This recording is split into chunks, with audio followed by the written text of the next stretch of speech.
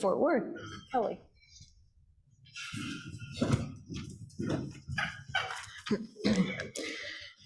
As we gather here today, let us be thankful for better weather and the ability to once again join together in friendship and community. Father, thank you for this abundant meal and for the opportunity you have given us as fellow Rotarians to contribute to society in hopes of building a better world. We ask for your blessings for all of those who face challenges and may need support in their daily lives. As we celebrate Black History Month, Father, help us to honor the contributions and legacy of African Americans in U.S. history and throughout our society. Please continue to guide us so that we as Rotarians participate in peace building for our communities, our country, and around the world. Let us continue to be thankful for all of your blessings and consistently strive to do better. It is in your name we pray. Amen.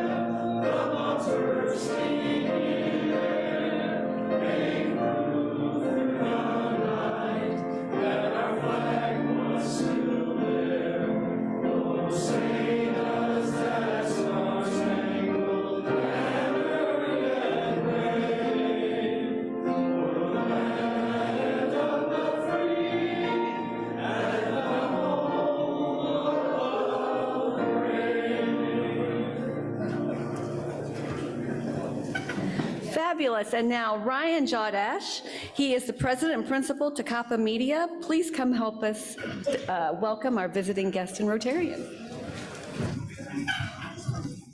Thank you, President Sean. First, we will welcome our visiting Rotarian from the McKinney Club, Harold McLeod, who is a guest of Richard Knight. And now on to our other guest, Brad Sicard, who is a guest of Connie Blake. Brendan Harrington, who's a guest of Pam Cannell. Amanda Johnson, who's a guest of Jared Sloan. Susan Foster, who's a guest of Chris Jordan. Sally Parmalee, who's a guest of Bob Parmalee. And Bob Francis, who's a guest of John Fletcher. Thank you. Thank you. Welcome to all of you. We're so glad to have you with us today. And you know, last week, well, actually it was the week before the ice storm, we had a fabulous Rotary at the rodeo. So thank you to those of you who came. There might be a few photos on there. I'm not sure, did Aurora preload the photos? You know, this is our 110th anniversary this year, so we've been embracing our history quickly at every meeting. And, you know, it was interesting to look back, one of our club traditions, at the early meetings, members themselves would comprise the program. So each meeting, a different member would get up and talk about their own business. Now, they were very active in service projects. But when they finally got their programs going, one of the first program speakers, it turns out, was not too impressive.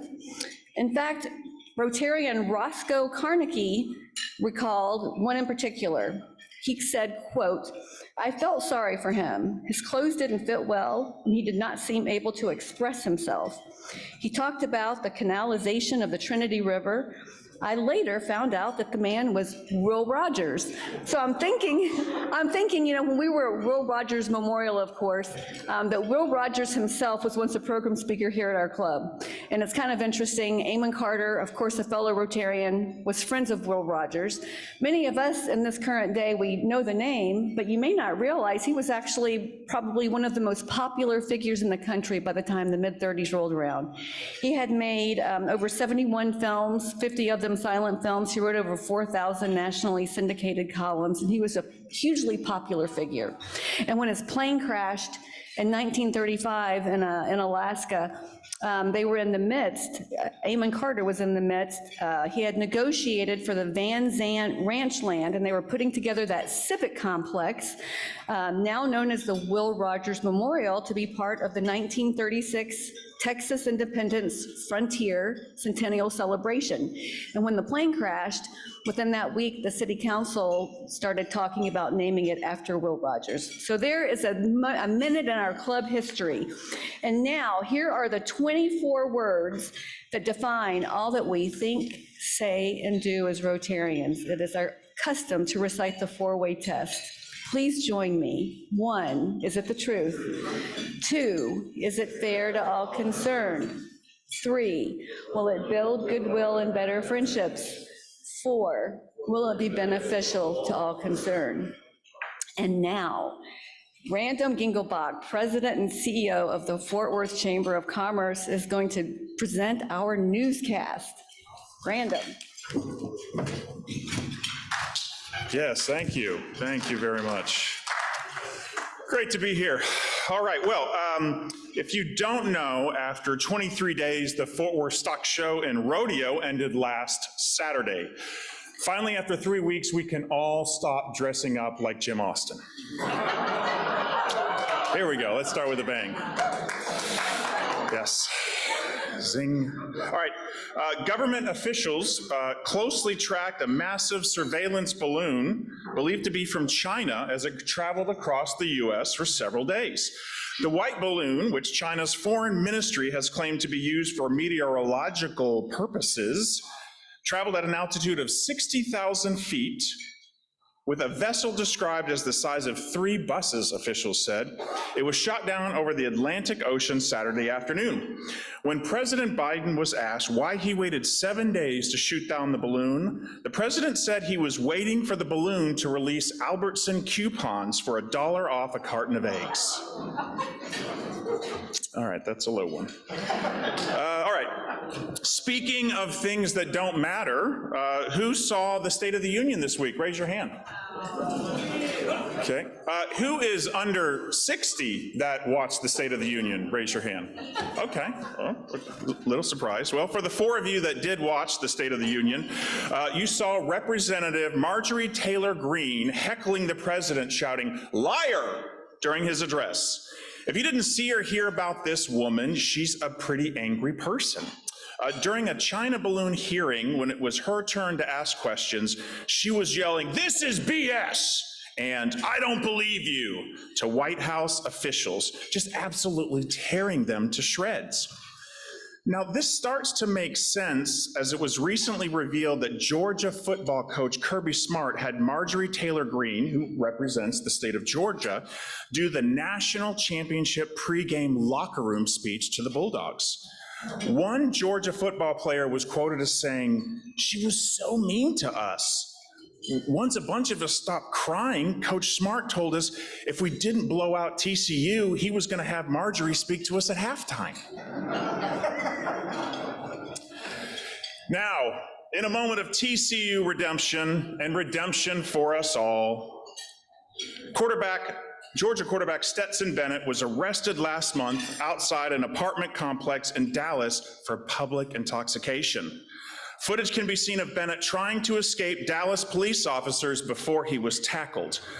Once tackled, the officers stood up and performed a sack dance over the intoxicated Bennett. Rumor has it Coach Dykes is interviewing several Dallas police officers for defensive line assistant coaching positions. And finally, thank you. Earlier this week, a man in Des Moines, Iowa, was arrested for running naked through a hotel, wielding a toilet plunger, pulling fire alarms. When asked to comment, Bob Mitchell said, "I wasn't running, I was walking." That's the news. Have a great weekend, everybody. There you have it, everything you need to know and maybe don't need to know, with a few things thrown in. So, we have a few announcements. Elliot Goldman, founder GL2 Enterprises, is here for another fall grant award. Elliot. I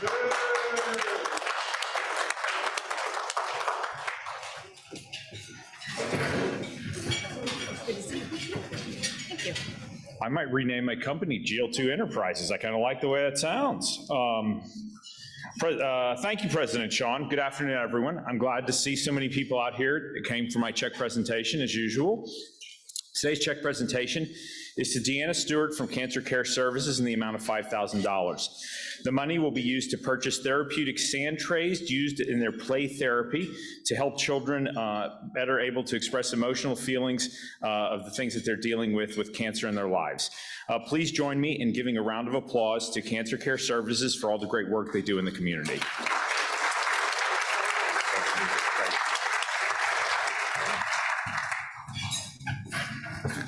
Thank you, and thank you, club members.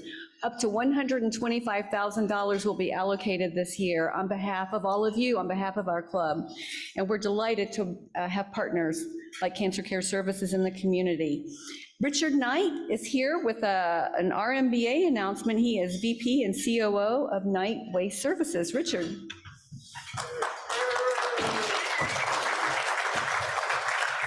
Good afternoon, Rotarians. Long time no see. Because I missed you last week. Everybody last week.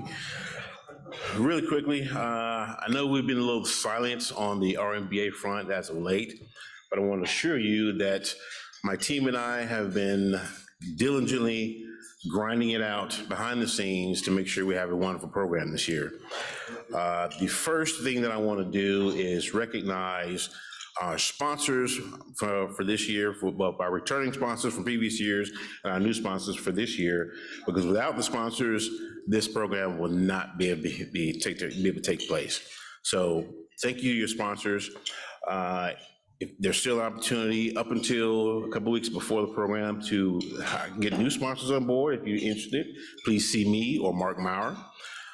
We've also wanted to let you know that we've extended the application process for businesses wanting to apply for the award through Sunday, this Sunday, Super Bowl Sunday. Monday, I'm sorry, you're right. Thank you, Nathan. Monday at midnight, so there's still time. So thank you to our sponsors, appreciate you. Thanks to the entire RMBA committee. It's an amazing project. We get a lot of publicity in the community, and it's a lot of work. Now, Secretary Kathy Sheffield, Chief Advancement Officer Lena Pope. We've got 4 first readings and a couple second readings. Thank you, Sean. As Sean said, we have 4 first readings today. The proposed members are Brian Golden, Business Development, Company North Star Recovery Services, Classification Restoration Services, and the proposer is Don Click.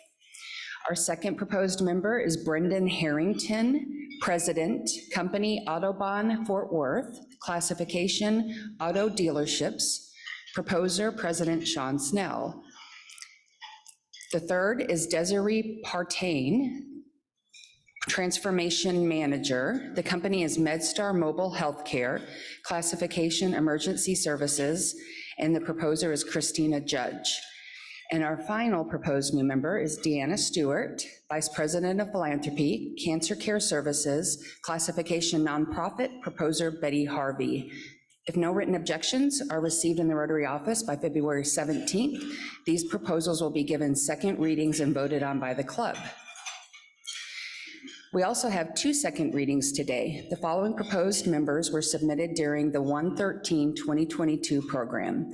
If no objections are received through the voting process, the proposed members will be accepted into our club. The first proposed member is Cynthia Odom. She's the Chief Financial Officer, Company Girl Scouts of Texas, Oklahoma Plains, Classification Organization Scouting, and the proposer is Becky Burton. I move her election, subject to attending a new member Rotary information session. All in favor? Any opposed? The ayes have it. Welcome, Cynthia.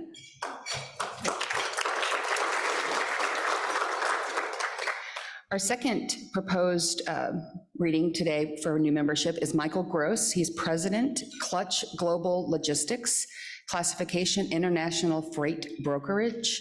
His proposer is past President Courtney Lewis. I move his election subject to attending a new member Rotary information session.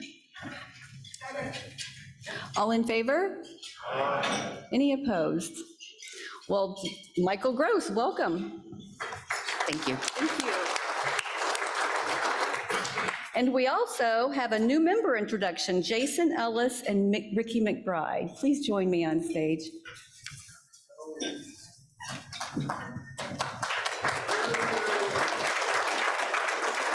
I'm not the new member, right?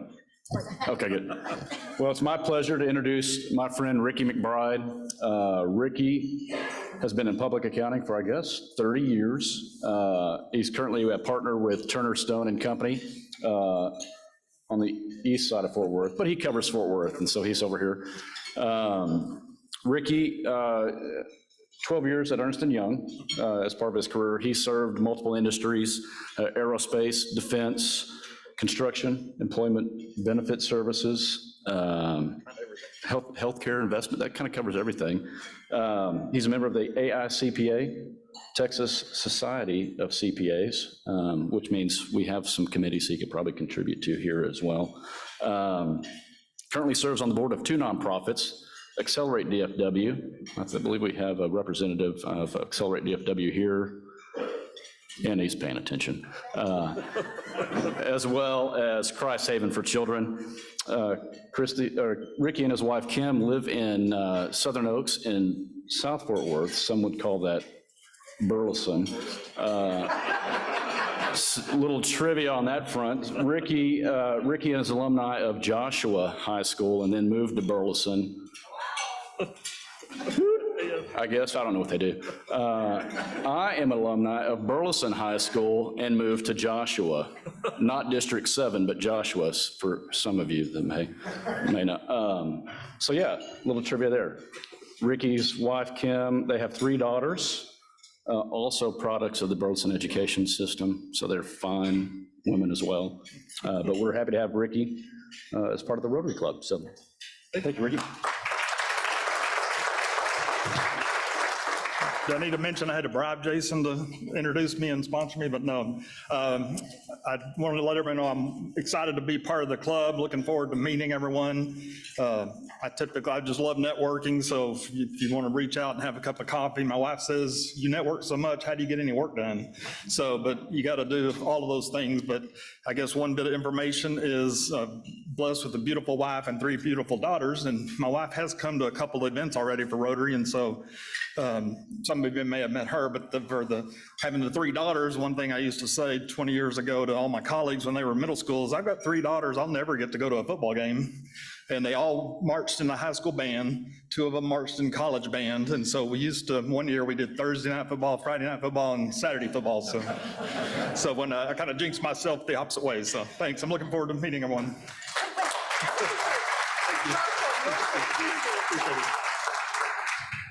Welcome, Ricky, and we look forward to having these other new members up here quickly. Now, you know, when I think back, come with me. The year is 1973. Nixon is in office for a little while longer. We like to watch All in the Family, Sanford and Son, The Waltons, and MASH on TV. Meanwhile, we like to hit theaters to see movies like The Exorcist, American Graffiti, The Sting, and James Bond's Live and Let Die. And here's the soundtrack to our lives. Elton John sings Crocodile Rock and Goodbye Yellow Brick Road. The Stones with Angie. A band called Sweet had a hit with Ballroom Blitz. And Roberta Flack was killing us all softly with her song. Things were far out, and some of us had been dorks, but we thought we looked great in our bell-bottoms and tie-dye shirts with gauchos for gals and sports jackets with turtlenecks for the guys. It turns out global inflation was a big deal in 1973. OPEC had raised oil prices by 200%, deja vu? But the Vietnam War finally ended when the Paris Peace Accord was signed on January 27th. Now I'm tripping, more slang, that's crazy. Get this, a new car was $2,900. Gas was still just 36 cents a gallon. A stamp was 8 cents. A new house was a bargain at $32,500, and you could do pretty well with a yearly income of $12,900. But one of the best things that happened in 1973, that's when Roger Lane Yandell joined the Rotary Club of Fort Worth. He paid $110 for his initiation fee, and with annual dues of $90. Now, that's not including lunch. And if you think back to the numbers I just told you, we're doing really well with our own dues and inflation, but we have not inflated that much. His wife promptly received an endorsement on club letterhead from club president Joe Brushing, alerting that she would be hearing from the women of Rotary, and he hoped she would consider joining. Roger was just 26 and an account executive with Yandell and Hiller, Inc., joining with the classification of Engineering Diversified Services. He was proposed by his dad, Rotarian Olin Yandell. The membership application has a very large section, more than half a page, with capital letters stating, "Please read carefully." Among other dictates, it stipulates that the candidate's business must, quote, "be of such character that it may redound in every way to the honor, good name, and dignity of the club. That his firm be a leading one in its line of business. That his reputation for integrity and character be above reproach."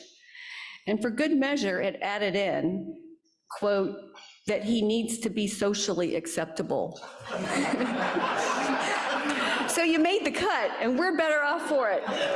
His first reading was on February 2nd, 1973, and he was elected into membership on February 9th, 1973. So 50 years ago yesterday.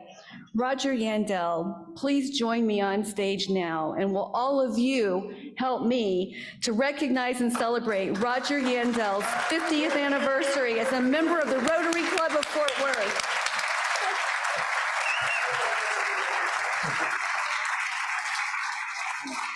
Well, gee.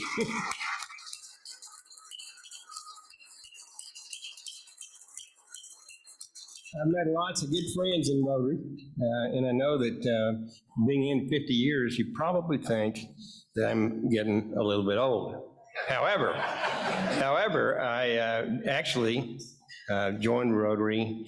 I was just 7 years old when I joined, and you know, it's been a great 50 years. I've met a lot of people that I probably would have never met. And it's been great. So I'm just going to say I'm looking forward to the next 50 years in Rotary. Thank you. Don't go anywhere. Okay. Don't go anywhere. Let me swap sides. Okay. On behalf of a grateful club, I would like to bestow upon you an honorary Paul Harris Fellowship. Well, all right. I'm Cool. going to add it to your, Yeah. find some room on that lapel. Yeah, okay. You can put it on the other one if you want. Yeah.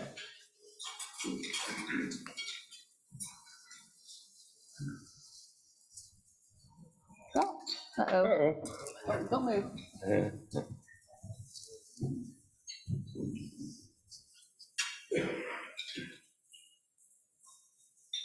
Thank you again, Okay. Roger. All right, you bet. Congratulations. Thanks, guys. We are humbled by your example of committed and dedicated service to the community. Thank you again. I think we have another 50th anniversary coming up here in the next few months.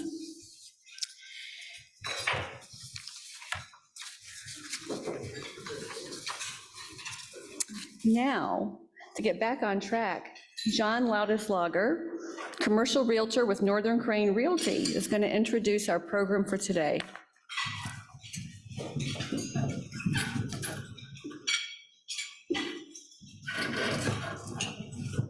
Thank you, President Sean. Let's give a warm welcome today for one of Fort Worth's own, Aaron Farmer. He is currently president of the Retail Coach. He's joined by his father, David Farmer, who still lives here in Fort Worth, works with Texas Health. His mother is a teacher at the Keller School System. And they're also joined by Kelly Kofer, who is president and CEO and founder of the Retail Coach. He is not from here, but he knows Dallas well and spent some time in commercial real estate, so we had a few things to chat about earlier. So Aaron graduated from Keller High School and went on to the May School at A&M, got his bachelor's in marketing, and then subsequently got his MBA at A&M Commerce. He's been with a retail coach since 2008. And before then, he'd actually worked with local marketing research analytics company Buxton. Many of us are very familiar with Buxton. So I'm assuming that's kind of where he got his chops started in the industry. He served in multiple roles over the years, including National Project Director, and he also co-owns Texas Provisions, which I don't know a lot about, but I think it's fashion and apparel. So maybe he'll fill us in on that. The Retail Coach is a national retail consulting, marketing, research, and development firm that combines strategy, technology, and creative expertise to deliver high-impact retail recruitment and development strategies to local governments. They've developed a proprietary 8-phase process to identify the strengths and weaknesses of a community in order to help them attract the national retailers to their city for economic development. They worked with the likes of Costco and Target and HEB and Academy Sports and Outdoors, so we are very familiar with them, and they work hard to maximize a community's retail potential. So they've worked with over 650 clients throughout the US in 40 states. And one thing I thought was pretty impressive, they must be doing something right because over 90% of their clients re-engage with them for further services. So that's a pretty good track record. He's not just doing a lot of one-offs. So without further ado, Aaron Farmer.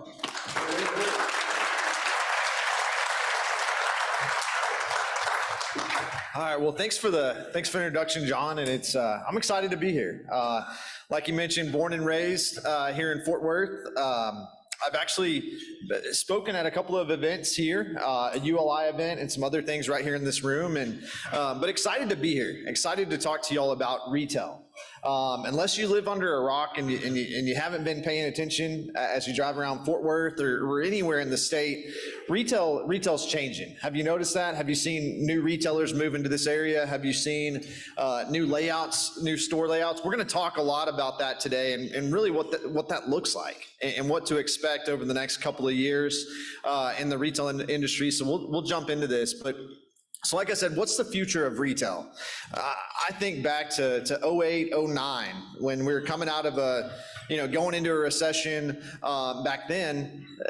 Do y'all remember hearing about the retail apocalypse? Has anybody heard that phrase before, the retail apocalypse? Everybody talked about brick and mortar retail.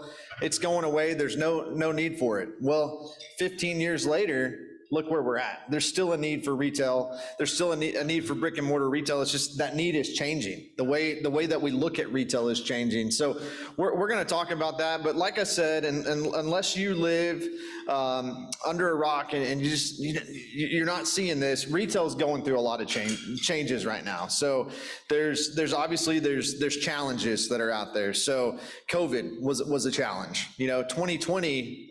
I'll tell you, Kelly and I woke up whenever COVID just came about, and we said, what's going to happen to our firm? What's going to happen to the retail industry? And there was that period of a few months there where it was pretty scary. What's going to happen with retail? We were stuck at home. We weren't able to go anywhere. But luckily, we've made a resounding comeback. I mean, this is Texas. Retailers and restaurants want to be in Texas, right? God bless Texas is true. You've got people from California coming here. You've got people from the East Coast moving here in droves. The only thing I tell them is don't mess with Texas, right? We're Texas for a reason. We're independent. We like that. So don't try to bring your things here. And that's the same thing with the retail industry. These retailers are realizing as they move into Texas, they've got to understand who their fan base is, who their customer base is, and they've got to be smart about that. So let's look back. So let's look at 2020. So everybody remember, I think it was February 2020. That's when we started hearing about COVID, right? We started hearing about that. Well, do y'all remember I'd say it was February through May, everything shut down. for the most part, right? That's when we were hearing about COVID. Like I talked about, we were worried, what's going to happen to the retail industry. But what happened in the retail industry is during that really 3-month period, we vaulted forward about 10 years in the retail industry. So whether it was technology adoption, whether it was local businesses that had to start offering delivery, whether it was local businesses that had to start offering curbside pickup, we saw a lot of changes. So that's going to continue. We're going to continue to see a lot of changes in the retail industry and the retail world. We're going to talk about some of those today, but really that retail industry vaulted forward. Kelly and I, our team at the Retail Coach, we knew a lot of these changes were coming. We knew about buying online and picking up in store. We knew about curbside pickup and everything that goes with that, but really it happened that much quicker because of COVID. So I'll tell you this, with 2023, as we started the year, caution still prevails. There's still caution in the retail industry. You might have heard it recently, Bed Bath & Beyond, right? A fixture around these parts is closing stores. They just announced yesterday, I think another 140 stores they're going to close. So we're going to continue to see some of these closings. We're going to continue to see some retailers and restaurants changing up the way they do business. But I think it's for the better. I think we're realizing that if we're going to continue, if these retailers are going to continue to be successful, they have to evolve just like the consumer is. So some of the things that are out there right now that we're seeing that are impacting the retail industry. So continued COVID concerns. Now that's I don't want to say it's gone away, but that's still in the back of the minds of the retailers and restaurants, right? If we have another pandemic, what's that going to look like? So we're seeing store models, we're seeing store sizes change because of that. Labor availability is something. That's a big thing in the retail industry right now. It drives me nuts when I go and I try to go to Brahms at 8 o'clock, or I try to go to another restaurant and they just don't have enough people to work. Labor availability is going to continue to be an issue. So there's retailers, there's restaurants, there's all kinds of people trying to figure that out. E-commerce, so the Amazon effect, that's been around for a while now, but again, the last 3 years we've seen that accelerate. But it's not just Amazon, it's the Walmarts of the world, it's the Targets of the world. They all have a bigger focus on e-commerce, and that's going to continue as we move forward here. Even local businesses, Kelly and I say a lot of times, if you're a local business, if you're a small mom and pop business and you don't have an e-commerce platform, or you're not out there, to many of the consumers, especially the younger consumers, you don't exist, right? So you have to be out there. Supply chain lags, those are things that we're dealing with right now as well.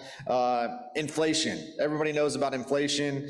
I have 3 kids myself. My wife and I, every time, my wife will call me and she'll say, on your way home, stop by the grocery store and grab these 3 things.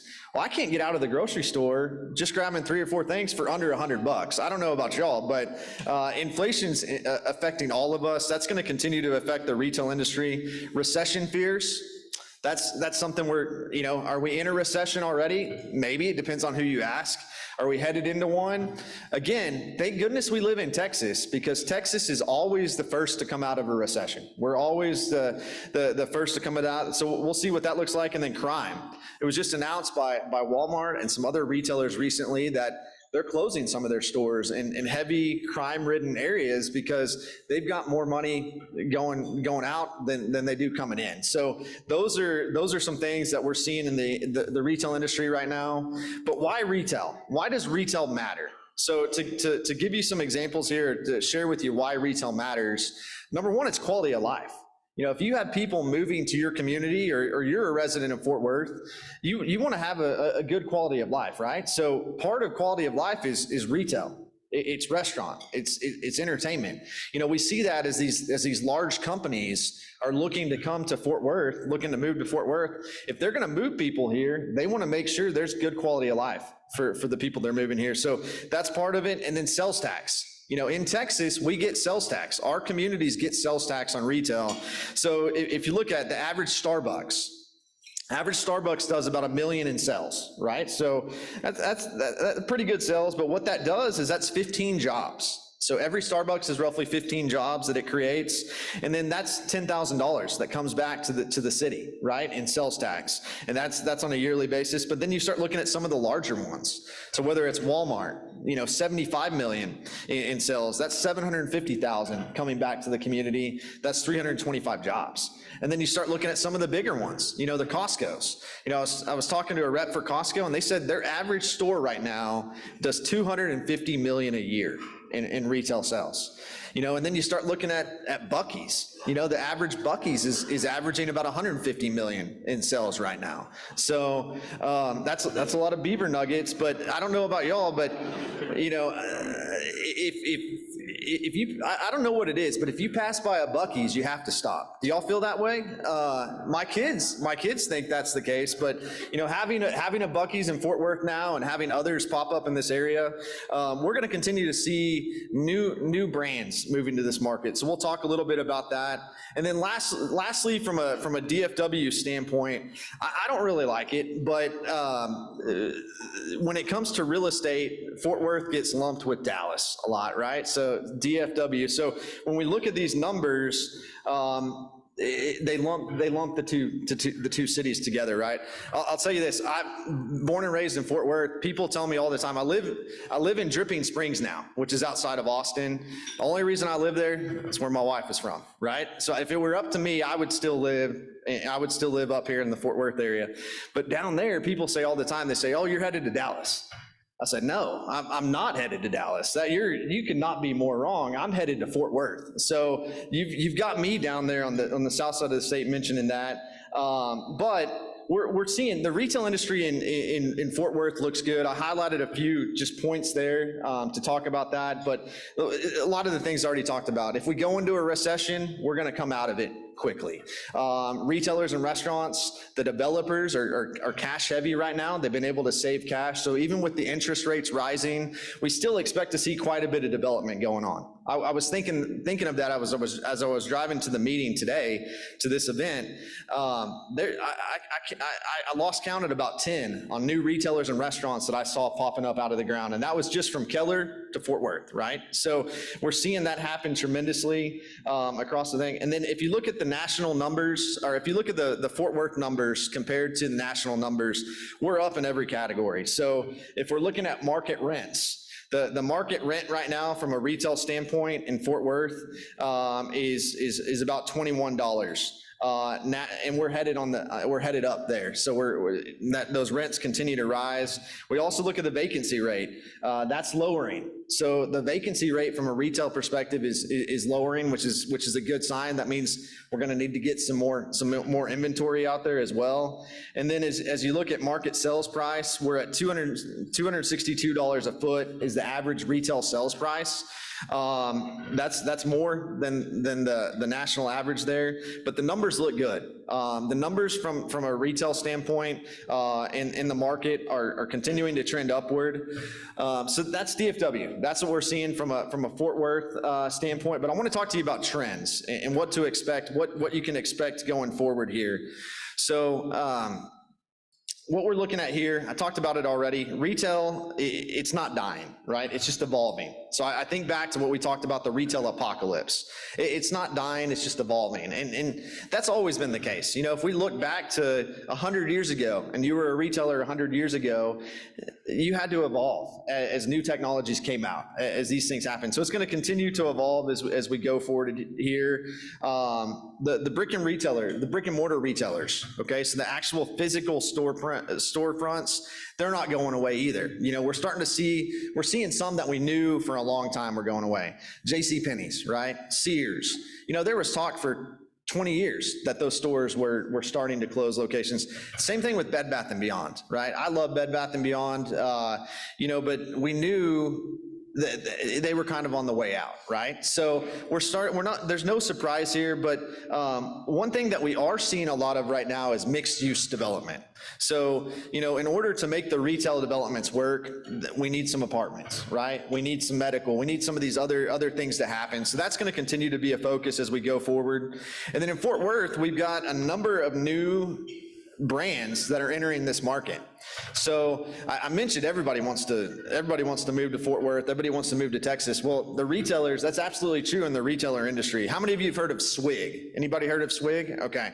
So basically started in Utah, and that's where you go get your soft drinks. So think Sonic, similar to Sonic drive-through. There's another group, HTO. If you've ever heard of HTO, they're making a big expansion into Fort Worth. Sportsman's Warehouse. Anybody heard of Sportsman's Warehouse before?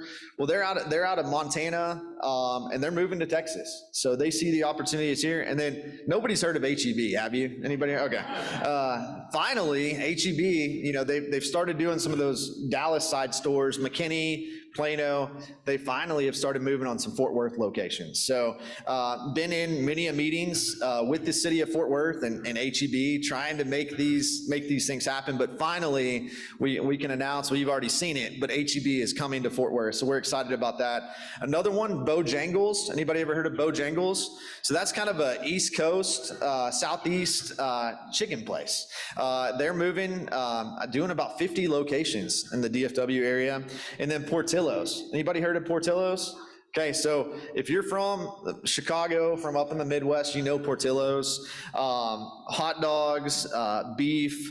It's a cult following, but they opened their first one in the Colony right there next to Nebraska Furniture Mart. They just announced one in Allen, and they're headed this way as well. So there's a food truck that rumor has it that food truck's going to be in Fort Worth over the next couple of weeks, and they're testing the market to see where do they need to put their next location here in Fort Worth. So that's exciting to see. And then Murdoch's another retailer that's not from here, moving here. But these brands, they're having to react to these new emerging trends that are out there. They're having, you know, whether it's online pickup or curbside pickup. One of the pictures on here is a Home Depot, and you go to Home Depot, they have lockers, right? And that's where you pick up I'd never bought anything online and picked it up at Home Depot. Well, my 10-year-old, I went up to my 10-year-old, my son was with me, and I walk up to Home Depot and I show him my receipt and I said, I'm here to pick up my order. They looked at me like, this is not where you come. Well, my son looks at me, rolls his eyes and goes, Dad, they have lockers. You do it yourself. So he goes and does it for me. But you're seeing these changes that are happening. So lockers, we're seeing that all over the place. There's gas stations that have Amazon lockers. Drive-throughs, we're seeing a lot of those. Have you noticed a lot of the drive-through only restaurants that are popping up around here? And then curbside pickup, we're seeing that a lot at retailers that had never done that before. Here's some new store layouts. These will blow you away when you see this. So in the top left corner is the new Burger King prototype. So it's a 2-story Burger King, right? You actually order on the bottom floor, and then a dumbwaiter takes your food up to the second floor where you can sit on a patio, or you can, there's also walk-up windows and drive-up windows. Sonic. So I remember as a kid going to Sonic and sitting outside. Well, for a while there, Sonic got rid of the outdoor seating. Well, now, because of COVID, other things, they're bringing it back. So Sonic's on opening stores. And then Shake Shack, which is more of a fast casual restaurant, they have this new prototype where they're gonna have 3 drive-throughs, or 3 lanes. So kind of following after Chick-fil-A's model, where they have that. They're gonna have bellhops out there. And then the final one on there is KFC. Now, I love Kentucky Fried Chicken, but when I see that picture, it makes me feel like I'm going through the parking or the toll line at DFW Airport. Does it look that way to y'all? So these are a lot of these retailers, a lot of these restaurants are coming up with these new models. Restaurants. I love going and sitting down at a restaurant, but the reality is the restaurants, their formats, their sizes are shrinking. So we're seeing that, whether it's Dutch Brothers that's hit this market hard, it's drive-through only, very small location. Taco Bell has some very new small locations. A lot of the restaurants are going with these smaller concepts. That's going to be something that sticks with us. Number one, there's less initial investment needed. You don't need as much land. You can fit it in there. So the developers like that. And then it emphasizes walk up and drive through.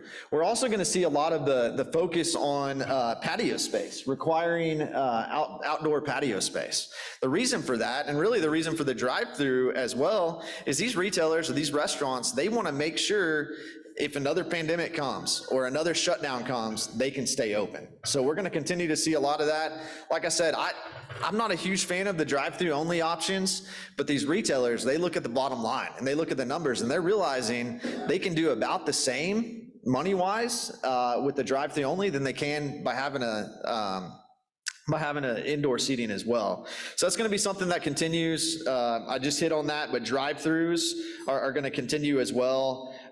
Digital ordering is here to stay as well. Am I on the right slide there? Yeah, so digital ordering, Chipotle. Anybody like Chipotle in here? Okay. Chipotle has a new concept out there where they have a drive-through. So Chipotle Lane is what it's called. Now, it's not your traditional drive-through in a sense that you order through like a speaker box, but what it is you order on your phone and then you drive through and pick it up that way. So you order it ahead of time on their app and they do that. But again, we're gonna continue to see a lot of that happen. And then the good news is restaurants, the majority of restaurants are telling us that they plan to continue expanding over the next few years. So restaurants have really led the industry in new locations, and that's gonna continue. Bottom line, we're Americans and we're Texans and we like to go out to eat, right? We like to, on a Friday afternoon, Friday evening, go out to eat. That's not gonna stop. We're gonna continue to see that. As it relates to retailers, we're starting to see some trends in that industry as well. So we talked about restaurants, we talked about what we're seeing there. One of the big things we're seeing in the retail industry is store sizes are shrinking. Have you noticed that?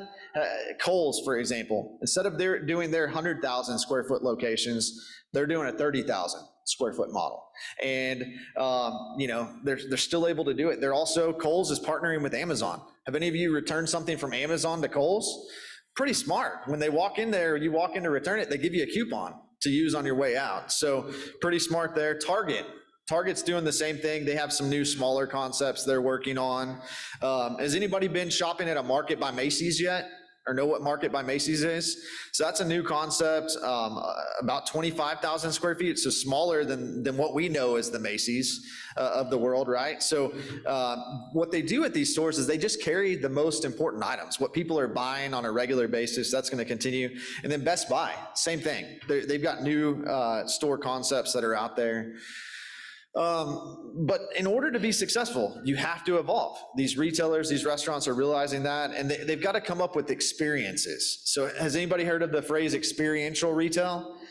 Basically, what experiential retail does is consumers want an experience. They don't want to just go to a store to buy something. They want to experience something. So good example here, Lululemon, they've opened a cafe inside some of their stores so that if you just want a coffee or you just want a drink, you can do that. Lululemon's hoping that, hey, maybe you don't buy something from some of our apparel today, but you saw it, so you're gonna come later in the week and buy it. Same thing, everybody remember Toys R Us? Right? Toys R Us went away not too long ago. I remember as a kid, my dad taking me to Toys R Us here in Fort Worth, and we would drive from Keller to the closest Toys R Us in Fort Worth. Well, Toys R Us is coming back. Believe it or not. So some of these brands that have gone away are coming back. So Toys R Us has partnered with Macy's, and they're opening Toys R Us pop-up stores inside Macy's. So it's pretty exciting to see some of these old brands coming up. Ulta, they're opening stores inside Target. So they're partnering with Target on locations. But again, experiential retail is the focus. Market by Macy's, for example, they have book signings. They have classes you can attend where it's not just you're going from going there to buy something, but you can come in. They hold community classes, all kinds of things there. Michael's, same thing. Michael's, based in Plano, I think is where Michael's is based. They are coming up with some new concepts that are interesting. If you've been into a Michael's recently, you can see they've redesigned their whole store. I almost feel like it's the new IKEA. When you walk in there, you're trapped, right? You go in on the right, and then you got to walk all the way around the store to basically get out of there. But they're doing some interesting things there. They have a thing called a maker space, where if you're working on a project or a craft project, you can actually do it while you're at the store. They provide the tools, they provide a lot of the crafts that are there. My 7-year-old daughter, Sutton, they just added this at the one in Austin. You can't pull her out of there because she could stay there all day crafting in this new maker space they have. But experiential retail is going to be here to stay. Best Buy is doing the same thing. If you've been into a Best Buy recently, it's not all about the electronics anymore. Now they have fitness equipment. Now they have, you can go get your washer and dryer at Best Buy. They're even starting to sell home goods. So these retailers, these restaurants are realizing if they're going to be successful, they have to evolve. One other thing that we've seen come out of what's new to the retail industry is brand loyalty. So brand loyalty is less important than it's ever been. Do y'all remember kind of during that COVID time period we were talking about, it was hard to find certain brands? I'll tell you a couple stories. We've always kind of been a Heinz ketchup family, right? It's got to be Heinz ketchup. Well, I made the mistake. I stopped at, for us, it's the H-E-B. I stopped at the H-E-B and they were out of Heinz ketchup. And it was a supply chain issue, didn't have any, I don't remember what I brought. I think I brought the H-E-B brand ketchup home. Well, you would have thought I was the worst dad to ever live, right? And, we were just forced as Americans to live with not having certain brands that we've had in the past, right? And that's, unfortunately, I think going to continue to be an issue with supply chain lags and those sort of things happening. Another story I laugh about, does anybody remember the toilet paper catastrophe that happened during that same time period? You couldn't find toilet paper anywhere, right? Well, all of us that were forced, maybe we're used to using Angel Soft or Charmin toilet paper, we had to go with the Kroger brand. And we all know that's not as good, but what that's done is that's forced us as Americans, we're not as brand loyal as we've been in the past. My kids tell me that all the time. I see a cool Under Armour shirt at the store. This happened last night at Academy. I took my son, he had to get baseball things, and he was like, "Dad, it doesn't have to be a brand. You don't even know what's cool anymore," right? And, brand loyalty is becoming a thing of the past. So we're seeing that those changes happen in the retail industry. But at the end of the day, retail is evolving. It's not going away. It's just changing. And as consumers, it stinks. I'm a big fan of Luby's Cafeteria, right? Born and raised on Luby's Cafeteria. Well, there's not many of them left, right? Big fan of, I was in the Toys R Us, they went away, but we're starting to see some of those things come back, right? Luby's, I don't know if you know this or not, but once H-E-B opens here, you can go buy their fried fish and their macaroni at H-E-B. They sell it in boxes. So we're starting to see things come back. We're starting to see the retail industry change. But excited to see what's coming. So keep an eye open, even though we're heading into maybe some uneasy economic times. The retail industry, especially in Texas, especially in Fort Worth, Texas, will continue to be strong. But thank you for having me today, and I'll be around at the end if anybody has any questions or thoughts on anything. We'll stick around. But thanks again for having me.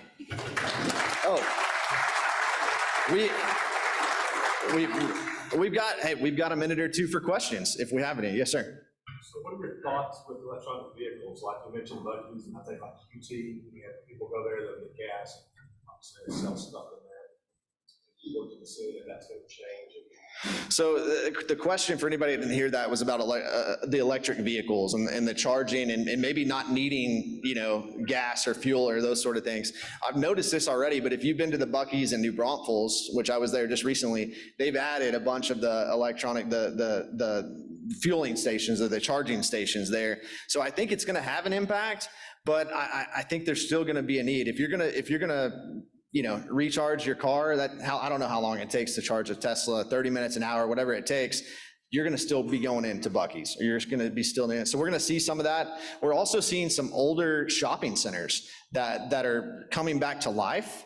that may be a dead shopping center that they're using some of that leftover parking spots or leftover parking lot, they're using that for charging. So we're gonna continue to see that. We're working on a project right now. Everybody know Hillsborough? Everybody, you've driven through Hillsborough? Anybody remember going to the outlet mall back in the day? Well, we're working on the redevelopment of that outlet mall right now. And one of the big focuses on that outlet mall is there's going to be a lot of charging spaces. There already are, if you've been out there, but there's going to be a lot of charging spaces to figure out a way to get people to stop at some of these shopping centers. Yes, sir. So, what was the HEB catch-up?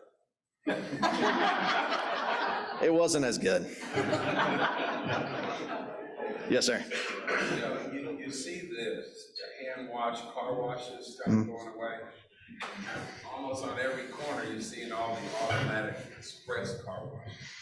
Is that going to continue to grow? So there's a good question. So the question was, you're seeing a lot of these automatic car washes popping up. I have a membership at one, $24 a month. I can take it through as many times as I want. There's three things that are true in the retail industry right now, and I call it the 3 C's. You've got chicken restaurants, you've got car washes, and you've got coffee restaurants. I swear, no matter what happens with the economy, those three are going to expand. So I think we're going to continue to see it. We're going to continue to see that going forward. With car washes here, and I'm not a CPA, I might get this completely wrong, but with car washes right now, you can basically depreciate the value of your fixtures, your material, everything within the first year. So it's a very lucrative investment to get into. That's why when you see these developers go put these car washes in, they sell them to a different brand in a year or two. So it's an investment for people to make. But the 3 C's, coffee, car washes, and chicken, expect to see that those continue to expand. Yes, ma'am. So it sounds like everybody is trying to be everything to everybody. And I walked into a Walgreens and people are selling clothes. Okay, it's a pharmacy. And you see people selling washing machines at places that used to be electronics. Is anybody keeping any data on how successfully this is working out, or whether those items are actually the equal of somebody who is selling a specialty store appliance? Yeah, it's a good question. I mean, you're right. Everybody's trying to become that everything for everyone, right? The one-stop shop. What's happening is these smaller retailers, whether it's Walgreens or some of these others, they're looking at the Costco's, they're looking at the Walmarts, and they're looking at the Targets, and they're realizing we can be that for everybody. We can do that. So I don't know that I've seen any specific numbers on that. I think you can look at some of the one-stop shops. I mean, you look at Costco, they just had their best year ever. You can look at Sam's Club. Sam's Club had not opened a store in 7 years. They just announced they're opening 30 new stores. So the one-stop shop model has worked well. I think we can look a little bit back to COVID too, where a lot of the stores weren't able to be open during that downturn unless you were kind of that one-stop shop where you had everything. So the Walmarts were able to stay open, the Costco's were. So I think that's kind of leading towards why we're headed in that direction. But yeah, the Walgreens of the world, they carry everything nowadays. And so as far as actual data, I don't know that I have any, but they all seem to be doing pretty well right now. And retail sales in Texas are up. So retail sales, I just looked at it before I came today, retail sales in Fort Worth specifically are up. And we expect that to continue as a trend going forward. But thank you again for having me. Okay, so we've got chicken, we got coffee, maybe we need to get a car wash going downstairs. And I was trying to think, do we have drive-through lanes? Do I put some exercise equipment in the back corner? But I'm gonna talk to you after the meeting. So Aaron Farmer, thank you for joining us today. Thank you as well. I wanted to let you know that it is a tradition of the Rotary Club of Fort Worth that we always make a donation in honor of each of our speakers. And we have made a donation in your honor to the Polio Plus Fund, which Rotary is very involved with the eradication of polio around the globe. And here is a framed memento of that. Thank you so much. Thank you very much. All right, here's a couple quick announcements. Everybody, mark your calendars next week. Next week is our bylaws vote. So it's very important that we have people in the room to do their voting, to help ease and help make you come. We've got a drawing. There are 2 tickets to Annie at Bass Hall. So you got to be present or online to win. And it's not too late to register for the 5K Cowtown We got a Rotary team. You can walk it, you can run it, you can jog it. It's the 45th annual, and we'd love to have you on our team. You can sign up actually the morning of. So February 25th, that's a Saturday, mark your calendars. The district match is still going on through February 28th. We've had quite a few members take advantage of it, but just letting you know before it expires. Dues are due. Please get those in. Look at next week's Rotograph. There's a Casa Mañana special coming up Wednesday, March 8th, the Carole King musical called Beautiful. And, you know, we have, it is our tradition now that we end with a message of peace. This one is by the great philosopher of the 20th century, Frank Sinatra. He says, if you don't know the guy on the other side of the world, love him anyway, because he's just like you. He has the same dreams, the same hopes and fears. It's one world, pal. We're all neighbors. Next week, we've got again the Rotary bylaws revision, and also Stacy Pierce and Paxton Motherall, Streams and Valleys. This meeting is adjourned.